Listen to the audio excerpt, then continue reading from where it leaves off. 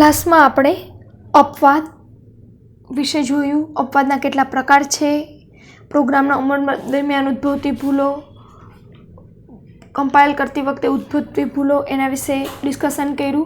હવે અપવાદરૂપ પરિસ્થિતિનું વ્યવસ્થાપન, કે આ બધી ભૂલો આપણે પ્રોગ્રામમાં આવે છે, ક્યારેક રન ટાઈમે, ક્યારેક કમ્પાઇલ ટાઈમે, તો એ બધી ભૂલોને આપણે કઈ રીતે વ્યવસ્થાપન કરવું, એટલે કે કઈ રીતે એની ગોઠવણી કરવી, જેને લીધે આપણા પ્રોગ્રામમાં કોઈ પણ પ્રકારની ભૂલ આવે નહીં. ચાલો વિદ્યાર્થી મિત્રો યાદ રાખો, અપવાદ એ ભૂલની સ્થિતિ છે. શું છે અપવાદ? તો કે એ એક ભૂલની સ્થિતિ છે. અપવાદરૂપ પરિસ્થિતિઓનું વ્યવસ્થાપન એ ક્ષતિઓનું વ્યવસ્થાપન કરવાની વસ્તુલક્ષી યુક્તિ છે. એનો મતલબ કે આપણે પ્રોગ્રામમાં કોઈ પણ પ્રકારની ભૂલ છે એનું વ્યવસ્થાપન કરવાનું છે, કેમ કે એક પ્રકારની ભૂલ હોતી નથી. બરાબર છે, એ આપણે આગળ એના વિશે ડિસ્કશન કરીશું. અપવાદરૂપ પરિસ્થિતિઓનું વ્યવસ્થાપન કરતી વખતે એ બાબતની ખાતરી રાખવાનો પ્રયત્ન કરવામાં આવે છે કે અણધારી રીતે પ્રોગ્રામનો અંત ન આવી જાય કે અનઅપેક્ષિત પરિણામ ન આવે. એનો મતલબ કે જ્યારે આપણે ભૂલ આવી છે આપણા પ્રોગ્રામમાં, ત્યારે આપણે એનું વ્યવસ્થાપન, એની ગોઠવણી આપણે જે કરી છીએ, ત્યારે આપણે એ વસ્તુ ધ્યાનમાં રાખશું કે આપણો પ્રોગ્રામનો ડાયરેક્ટલી અણધારી રીતે, એટલે કે અચાનક અંત ન આવી જાય અને આપણે ઈચ્છતા નથી એવું આઉટપુટ આવી જાય. બરાબર, એટલે કે આપણે ઈચ્છા પ્રમાણેનું આઉટપુટ આવે એ પ્રમાણેનું આપણે ધ્યાન રાખવું પડે છે. આ વિભાગમાં આપણે અપવાદરૂપ પરિસ્થિતિઓનું વ્યવસ્થાપન કેવી રીતે કરશું તે શીખીશું. બરાબર, હવે યાદ રાખો, અપવાદરૂપ પરિસ્થિતિના વ્યવસ્થાપનના પ્રોગ્રામ લખવા માટે 3 કીવર્ડ્સના ઉપયોગ થાય છે: ટ્રાય, કેચ અને ફાઇનલી. આ ચાવીરૂપ શબ્દ દ્વારા આપણે, આ કીવર્ડ્સ દ્વારા આપણે અપવાદનું પરિસ્થિતિનું આપણે વ્યવસ્થાપન કરીશું અને એનો ઉપયોગ કરીશું. એમાં આપણે જોશું ટ્રાય વિભાગ. તો કે ટ્રાય વિભાગનો ઉપયોગ ક્યાં થશે? તો કે ટ્રાય વિભાગમાં એવી સૂચનાઓનો સમાવેશ થાય છે કે જે એક કે વધુ અપવાદોને ઉદ્ભવ થવા દે છે. એનો મતલબ, ટ્રાયનો મતલબ કે આપણા અપવાદોનું સર્જન ક્યાં થશે? તો કે ટ્રાય વિભાગમાં. એ પછી એક અપવાદ હોય તોય ભલે, એકથી વધારે અપવાદ હોય તોય ભલે. બરાબર, હવે તો કે કેચ વિભાગમાં એવી સૂચનાઓ હોય છે કે જે સંબંધિત ટ્રાય વિભાગમાં સર્જાય તેવા ચોક્કસ પ્રકારના અપવાદોની સંભાળ લેવા માટે લખવામાં આવે છે. કેચનો મતલબ પકડવું થાય વિદ્યાર્થી મિત્રો. તો ટ્રાય વિભાગમાં જે પણ અપવાદો છે એ બધા કેચ વિભાગમાં એવી રીતે સર્જન કરશે, એવી રીતે સંભાળ લેશે કે આપણે ટ્રાય વિભાગમાં જે પણ અપવાદો સર્જ્યા છે એનું સંભાળ કોણ લેશે? તો કે કેચ વિભાગ. તો ફાઇનલી વિભાગ શું કરશે? તો ફાઇનલી વિભાગનો અમલ હંમેશા પ્રોગ્રામના અંત આવે તે પહેલાં જ કરવામાં આવશે. બરાબર, કે ટ્રાય વિભાગમાં કોઈ પણ અપવાદો સર્જાયા હોય કે ન સર્જાયા હોય, ઓકે, ટ્રાય વિભાગમાં અપવાદ સર્જાય ન સર્જાય, પણ ફાઇનલી વિભાગનો અમલ ક્યારે થશે? તો કે પ્રોગ્રામનો અંત આવે એ પહેલાં થશે. બરાબર, આ ત્રણેય વિશે હવે આપણે 1 by 1 ડિસ્કશન કરી. એમાં પહેલું છે ટ્રાય વિભાગ. બરાબર, ટ્રાય વિભાગ કૌંસમાં સમાવેશ વિધાનનો વિભાગ છે. આ વિધાનો આપણે જે અપવાદની દેખરેખ રાખવા ઈચ્છીએ છીએ તે માટેની જરૂરી સૂચનાઓ છે. જો તેના અમલ દરમિયાન કોઈ સમસ્યા ઉદ્ભવે તો એક અપવાદ ઊભો કરવામાં આવશે. જાવામાં દરેક પ્રકારનો અપવાદ એક ઓબ્જેક્ટને અનુરૂપ હોય છે. ટ્રાય વિભાગ એક કે તેથી વધુ અપવાદો ઊભા કરી શકે. હમણાં જ આપણે જોયું ટ્રાય વિભાગમાં શું થશે? તો કે એક્સેપ્શનનું ક્રિએશન, એટલે કે અપવાદોનું સર્જન અહીંયા થશે. બરાબર, જો અહીંયા નીચે સિન્ટેક્સ આપેલી છે ટ્રાય વિભાગ.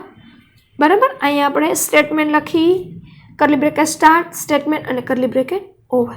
ઓકે, હવે જુઓ એનું એક એક્ઝામ્પલ આપ્યું છે અહીંયા. બરાબર, ટ્રાય વિભાગનું આપણે આગળ ઓલો પ્રોગ્રામ સિટીવાળો જોયો તો, અમદાવાદ, રાજકોટ, બરોડાવાળો. બરાબર, હવે એને આ ભાગને ટ્રાય વિભાગમાં મૂકી દીધું છે. બરાબર, હવે જુઓ કે શું થશે, આ પ્રોગ્રામનું આઉટપુટ શું આવશે. જુઓ તો એવી એરર આવશે કે ટ્રાય વિધાઉટ કેચ ઓર ફાઇનલી, કે ટ્રાયને તમે ડાયરેક્ટ એટલે કે એકલો તમે લઈ ન શકો કેચ અને ફાઇનલી વગર. કાં તમે કેચ વિભાગ લ્યો કાં તમે ફાઇનલી વિભાગ લ્યો. શું કામે? તો કે ટ્રાય વિભાગમાં શું થશે વિદ્યાર્થી મિત્રો? તો કે અપવાદનું સર્જન થશે. તો સર્જન થઈ અને જાશે ક્યાં? બરાબર, એટલા માટે તમે ડાયરેક્ટ એને ટ્રાય એક ખાલી લઈ શકો નહીં. બરાબર, હવે આવ્યું છે કેચ વિભાગ. કેચ વિભાગ હંમેશા ટ્રાય વિભાગની તરત જ પાછળ હોવો જોઈએ. ઓકે, ટ્રાય લઈ લીધું પછી આપણે શું લેશું? તો કે કેચ વિભાગ. વ્યવસ્થાપન કરવા માટે જરૂરી સૂચનાઓ આ વિભાગમાં આવે છે. કેચ વિભાગ અપવાદોનું વ્યવસ્થાપન કરનારો વિભાગ હોવાથી જાવામાં તેને એક્સેપ્શન હેન્ડલર તરીકે ઓળખવામાં આવે છે. યાદ રાખજો વિદ્યાર્થી મિત્રો, ઘણીવાર પૂછી શકે છે નીચેનામાંથી કયા વિભાગને એક્સેપ્શન હેન્ડલર તરીકે ઓળખવામાં આવશે? તો કે એ છે કેચ વિભાગ. શું કામે? ટ્રાયમાં જે એક્સેપ્શન સર્જાણી એની બધી દેખભાળ, એની બધી વ્યવસ્થાપન કરનારો જે વિભાગ છે તે છે કેચ વિભાગ. ઓકે, ટ્રાયમાંથી જે પણ એરર આવશે એની બધી દેખરેખ કોણ રાખશે? તો કે ઈ રાખશે કેચ વિભાગ. એટલે એને એક્સેપ્શન હેન્ડલર એટલે કે એક્સેપ્શન એટલે કે આપણી એરરને હેન્ડલ કરનારનો વિભાગ તરીકે ઓળખવામાં આવશે. ઓકે, નીચે એની વિદ્યાર્થી મિત્રો સિન્ટેક્સ આપેલી છે કે ટ્રાય વિભાગ, કેમ કે આમાં તમે ટ્રાય વિભાગ અને કેચ વિભાગ બે આપણે સાથે લેવા પડશે, કેમ કે એકલા એનો ઉપયોગ કરશું નહીં. જો ટ્રાય વિભાગ અહીંયા આપણે કોઈ એક્સેપ્શન જનરેટ થઈ, ઈ એક્સેપ્શન ક્યાં જશે? આપણે કેચ વિભાગમાં, કેમ કે ઈ એક્સેપ્શનનું હેન્ડલ કોણ કરશે? તો કે ઈ કેચ વિભાગ કરશે. કેચ વિભાગમાં કીવર્ડ્સ તરીકે કેચ લખી તેની પાછળ એક પેરામીટર આપવામાં આવે છે. અપવાદના વ્યવસ્થાપન માટેની સૂચનાઓ કૌંસની વચ્ચે લખવાની હોય છે. આ વિભાગો કયા પ્રકારના અપવાદ સાથે કામ પાર પાડવાના છે તે પેરામીટર દર્શાવવામાં આવે છે. જાવા વિવિધ પ્રકારના અપવાદો માટે સહાય આપે છે. આ મુદ્દાની ચર્ચાઓ પાછળના ભાગમાં આપણે અને કેચ વિભાગમાં કરીશું. ઓકે, કેચ વિભાગ જ્યારે આપણે લેશું ત્યારે કયું કીવર્ડ્સ ઉપયોગમાં લેશું? તો કે કેચ વિભાગ. હવે જુઓ, એનું એક અહીંયા રચના આપી છે. આ છે ટ્રાય વિભાગ, આ આપણો છે કેચ વિભાગ. જો ક્રિએટ્સ એક્સેપ્શન, અહીંયા આપણી અપવાદ સર્જાય છે અને આ એરો આમ જાય છે, એનો મતલબ કે અહીંયાથી અપવાદ ક્યાં જશે? તો કે કેચ વિભાગમાં. જો એક્સેપ્શન ઓબ્જેક્ટ થ્રો એટલે અહીંથી એ શું કરશે? ટ્રાય વિભાગ ત્યાંથી એ એરરને અપવાદને ફેંકશે. ક્યાં ફેંકશે? તો કે એ કેચ વિભાગને. તો કેચ વિભાગને જો એક્સેપ્શન હેન્ડલર કહે છે. શું કામે? તો કે એ આપણા અપવાદને અહીંયા હેન્ડલ કરશે. ક્લિયર? હવે જો એક્ઝામ્પલ એક આપ્યું છે આપણું ઓલું એરે વાળું જ, બરાબર? પહેલો જ આપણે સિટી વાળું, બરાબર? જુઓ, આ વિભાગને એને ટ્રાય વિભાગમાં લખ્યા, આ વિભાગને એને કેચ વિભાગમાં લખ્યા. ઓકે, આપણે અહીંયા કઈ એરર આવતી હતી? Array index out of bound exception અપવાદનું વ્યવસ્થાપન કરીશું આપણે. જો અહીંયા કર્યું એને અહીંયા કેચ વિભાગમાં એ આખા એક ઓબ્જેક્ટ બનાવીને એને અહીંયા એને મૂકી દીધું. હવે જુઓ, બરાબર? હવે જુઓ એનું આઉટપુટ જુઓ. શું કીધું છે? Statement to be executed before a try statement within a try block before display the fifth element within a catch block. Catch exception object of the type Java dot len array index out of bound exception the statement to be executed after the try and catch વિભાગ. Okay, જો exit code વિદ્યાર્થી મિત્રો કેટલો આવી ગયો? તો કે 0. આપણે શું આવતું ત્યારે? આપણે એક્ઝિટ કોડ 1 આવતું. એનો મતલબ કે આપણા પ્રોગ્રામમાં કાંઈ પણ પ્રકારની એરર હતી. તો આ એરર હતી એ પ્રોગ્રામને આપણે શું અત્યારે જોઈએ છીએ? તો કે એરેને આપણે કઈ રીતે સોલ્વ કરવા, બરાબર? એના માટેને આપણે કીવર્ડ્સ તો ટ્રાય અને કેચની વચ્ચે એ આપણી એરરને રાખી લીધી એટલે આપણો પ્રોગ્રામ સક્સેસફુલી કમ્પાઇલ થઈ જશે. હવે છે એકથી વધુ કેચ વિભાગ. તો એકથી વધુ કેચ વિભાગનો ઉપયોગ ક્યારે થાય વિદ્યાર્થી મિત્રો? જો હમણાં આપણે જોયું ત્યારે આપણી પાસે એક જ એરર હતી કે array index out of bound exception. અમુક સંજોગોમાં આપણે એકથી વધારે એરર હોય, આપણે ઓલું કોષ્ટક જોયું, પ્રિન્ટિંગ ટાઈમે એરર, અરિથમેટિક એક્સેપ્શન, બરાબર? તો એક જ પ્રોગ્રામમાં મારે એકથી વધુ પ્રકારની એક્સેપ્શન અલગ અલગ હોય ત્યારે એકથી વધુ કેચ વિભાગનો ઉપયોગ થાય છે. જો અહીંયા આપ્યું છે કે ટ્રાય વિભાગ, બરાબર, એક એક્સેપ્શન અહીંયા જશે, એક અપવાદ આપણું અહીંયા જશે, એક ટ્રાયમાંથી એક અપવાદ આપણું અહીંયા જશે. જો એક જ પ્રોગ્રામમાં અનેક અપવાદરૂપ પરિસ્થિતિ સર્જાતી હોય, ઉદાહરણ તરીકે ધારો કે આપણે એક ચોક્કસ ફાઇલને દૂરસ્થિત કોમ્પ્યુટર પર અપલોડ કરીએ તો બે સ્પષ્ટ અપવાદો તરફ દોરી જશે. એક, જો ફાઇલ આપણા કોમ્પ્યુટર પર ઉપલબ્ધ ન હોય એવી, અને બીજું કે આપણા કોમ્પ્યુટર ઇન્ટરનેટ સાથે જોડાણ ધરાવતું ન હોય. એક કરતાં વધુ અપવાદોને સંભાળવા માટે જવામાં જોગવાઈ છે. અગાઉ આપણે જોઈએ એ જ રીતે કે એક ટ્રાય વિભાગની સાથે આપણે ટ્રાય વિભાગ શું કરશે, થ્રો કરશે અલગ અલગ અપવાદોનું, તો કે એ અલગ અલગ કેચ વિભાગ એક અપવાદને લઈ લેશે. જો એક્ઝામ્પલ આપ્યું છે, બરાબર, આમાં શું કીધું છે, આપણે ઓલું સિટી વાળું array index of bound exception છે એનું પણ ઉદાહરણ આપ્યું છે જોવું, અને એની સાથે બીજું અપવાદ લઈ લીધો છે ઓલો 0 ડિવાઇડ વાળો, બરાબર, 15/0 એટલે 2 અપવાદ થઈ ગઈ, બરાબર. એટલે આપણે એક કેચ વિભાગને ઉપયોગમાં લઈ શકશું નહીં, એકથી વધારે કેચ વિભાગ. અહીંયા શું કામે 3 કેચ વિભાગ લીધા છે વિદ્યાર્થી મિત્રો, તો કે એક તો ટ્રાય લ્યો એટલે એક કેચ વિભાગ કમ્પલસરી આપણે લેવો પડે.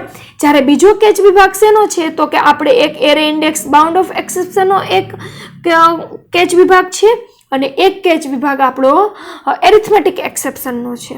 ઓકે, જો આ રહ્યો છે એક કેચ વિભાગમાં આપણે શું કરશું, array index of bound exception, એટલે કે આપણે સિટી વાળું જે એરર છે એ એક કેચ વિભાગમાં લખશું, અને બીજા કેચ વિભાગમાં આપણે અહીંયા અરિથમેટિક જે પ્રોબ્લેમ છે એ લખશું, અને લાસ્ટમાં આપણે ટ્રાય વાળો જે કેચ વિભાગ છે તે ઉપયોગ કરશું. તેથી અહીંયા એકથી વધુ કેચ વિભાગનો ઉપયોગ સમજાવતો એક પ્રોગ્રામ અહીંયા આપ્યો છે વિદ્યાર્થી મિત્રો. તમારી બુક્સમાં પણ આપેલો છે આકૃતિ નંબર 10.13માં. ઓકે, જ્યાં એકથી વધુ કેચ વિભાગનો આપણે ઉપયોગ કર્યો છે. ક્લિયર? એ જ વસ્તુ બધી અહીંયા તમને સમજાવી છે કે જુઓ કે છેલ્લા કેચ વિભાગ કોઈ પણ પ્રકારના અપવાદનું વ્યવસ્થાપન કરી શકે છે. તે એક ડિફોલ્ટ પ્રકારનો કેચ વિભાગ છે. જ્યારે અનેક કેચ વિભાગ હોય છે ત્યારે આ વિભાગને છેલ્લો વિભાગ તરીકે ઓળખવામાં આવે છે. પ્રોગ્રામ લખતી વખતે કોઈ ચોક્કસ કેચ બ્લોકનો ક્રમ કયો રાખવો તે અસર કરતો નથી, પરંતુ ડિફોલ્ટ વિભાગ તો બધા કેચ વિભાગ પછી છેલ્લે રાખવો પડે છે. જો આપણે કેમ છેલ્લે ડિફોલ્ટ લીધો કે ટ્રાય સાથે જે કેચ વિભાગ આપે એને આપણે છેલ્લે રાખી, બાકી અપવાદને આપણે પહેલાં array index of bound exception લઈ કે અરિથમેટિક એક્સેપ્શન લઈ, એ ડઝન્ટ મેટર. તમે પહેલાં અરિથમેટિક પણ લઈ શકો છો અને પછી array index of bound exception પણ લઈ શકો છો, બરાબર. ઉદાહરણ આપણે 10.13માં એનું 18મી લીટીમાં જો કેચ વિભાગ અને 21મી લીટીમાં કેચ વિભાગનો અદલા બદલી કરવી હોય તો પણ આપણે કરી શકીએ છીએ. ઓકે, એક કેચ વિભાગની અંદર બીજો કેચ વિભાગ તમે અને બીજાની અંદર ત્રીજો એમ પણ લઈ શકો, જેને નેસ્ટિંગ તરીકે પણ આપણે લખી શકીએ છીએ. ઓકે, નેસ્ટિંગ કેચ વિભાગ તરીકે પણ આપણે ઓળખી શકીએ છીએ. ચાલો, હવે છે ફાઇનલી વિભાગ. વિદ્યાર્થી મિત્રો, સામાન્ય રીતે ફાઇનલી વિભાગ ટ્રાય વિભાગનો અમલ કર્યા પછી અંતે ક્લીનઅપ કરવા માટે વપરાય છે. યાદ રાખો, નીચેનામાંથી કયા કીવર્ડ્સને આપણે ક્લીનઅપ કરવા માટે ઉપયોગમાં લેશું, તો કયો વિભાગ હશે, તો કે ફાઇનલી વિભાગ. ટ્રાય વિભાગમાં જે પણ અપવાદોનો અમલ કર્યા પછી જ અહીંયા શું થશે, તો કે ક્લીન થશે, બરાબર.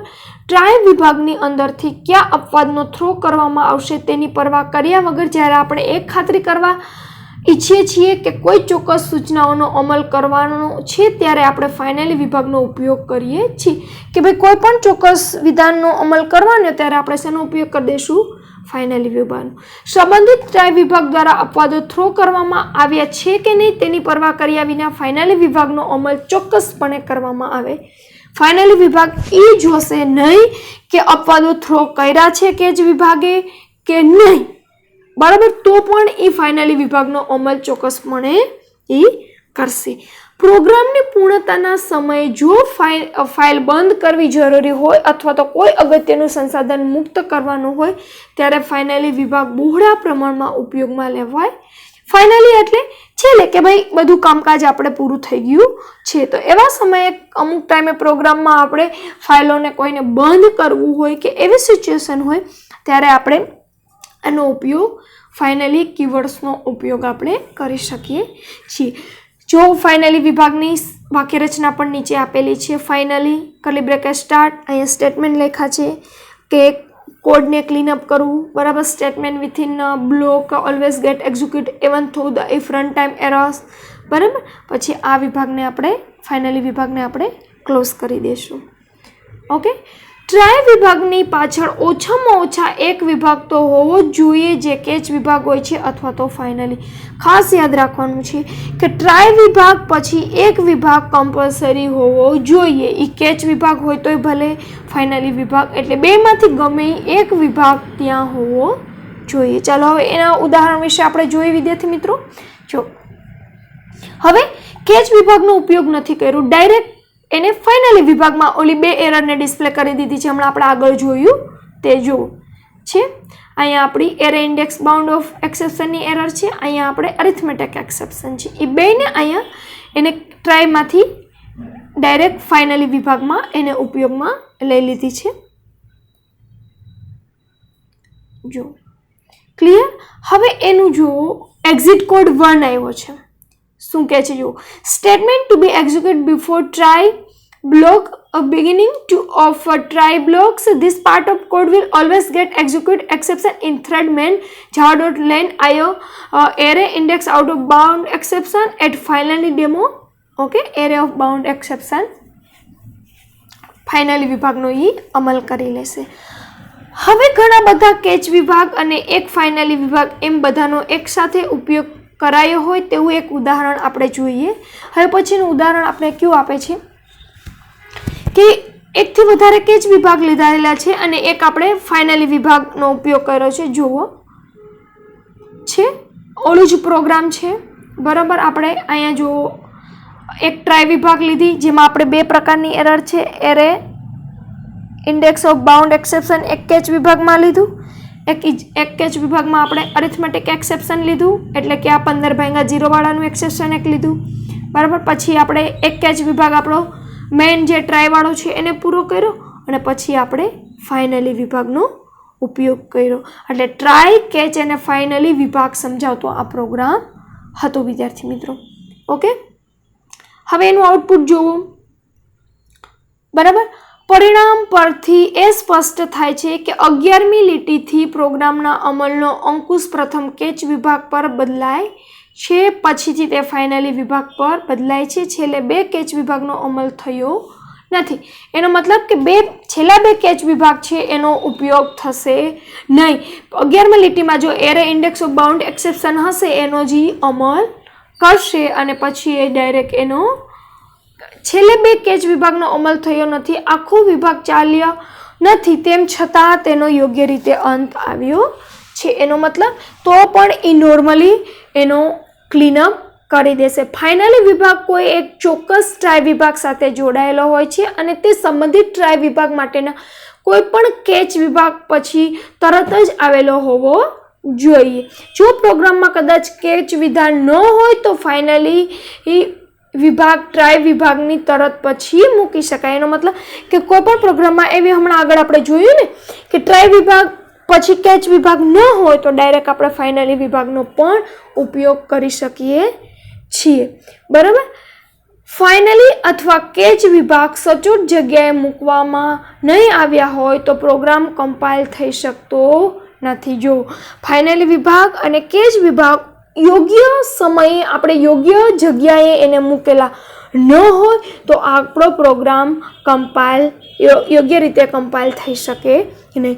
વિદ્યાર્થી મિત્રો, અત્યારે આપણે ડિસ્કશન કર્યું કે આપણી એરર અપવાદરૂપ પરિસ્થિતિનું વ્યવસ્થાપન કરવા માટે 3 કીવર્ડ્સ ટ્રાય, કેચ અને ફાઇનલી વિભાગનો આપણે ઉપયોગ કરી શકીએ છીએ, બરાબર. ટ્રાય વિભાગ જ્યાં અપવાદોનું સર્જન થાય છે, કેચ વિભાગ એક્સેપ્શન હેન્ડલર તરીકે ઉપયોગમાં લેવાય છે, એકથી વધારે કેચ વિભાગનો પણ આપણે ઉપયોગ કરી શકીએ છીએ, બરાબર છે.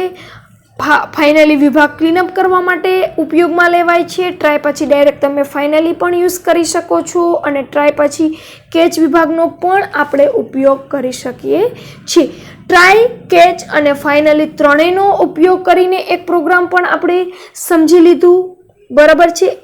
અને એકથી વધારે મારે જ્યારે એક્સેપ્શન એકી સાથે સર્જાય ત્યારે એકથી વધારે આપણે કેચ વિભાગનો ઉપયોગ પણ કરી શકીએ છીએ. ઓકે,